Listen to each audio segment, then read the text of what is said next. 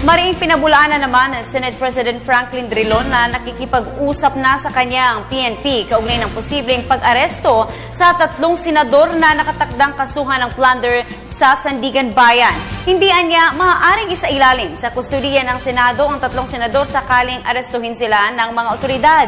Yan naman ang balitang tinutukan ni Sam Ramirez.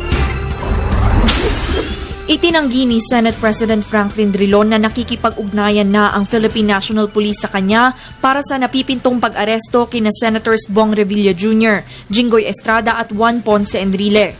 Nakatakdang kasuhan ng plunder ng Office of the Ombudsman sina Revilla, Estrada sa Sandigan Bayan, kaugnay ng umano'y maanumalyang paggamit sa kanilang Priority Development Assistance Fund o PDAF. Kung sakaling maaresto, hindi rin anya maaaring ilagay sa kustodiya ng Senado ang 3 mambabatas. That remedy is available only in bailable offenses.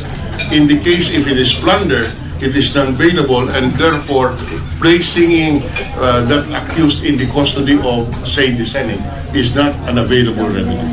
Sa ilalim ng plunder, otomatikong suspendido ang 3 senador kapag naisampa na ang kaso laban sa kanila. Ibig sabihin, hindi nila magagampanan ang kanilang tungkulin bilang senador.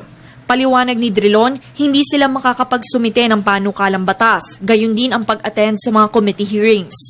Wala rin silang sweldo, habang patuloy pa rin na makakatanggap ng monthly salary ang kanilang mga staff. Paliwanag ni Drilon, maaari lamang tumagal ng 70 araw ang preventive suspension laban sa mga senador.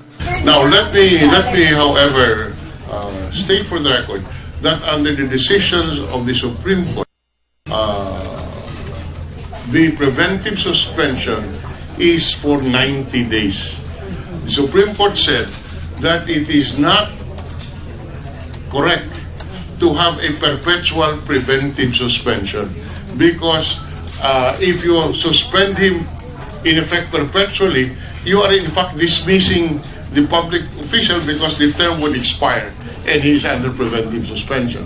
Mahigit 1 buwan na ang nakalilipas mula ng inanunsyo ng Ombudsman na may nakikita silang sapat na dahilan at ebidensya upang sampahan ng kasong plunder ang 3 senador.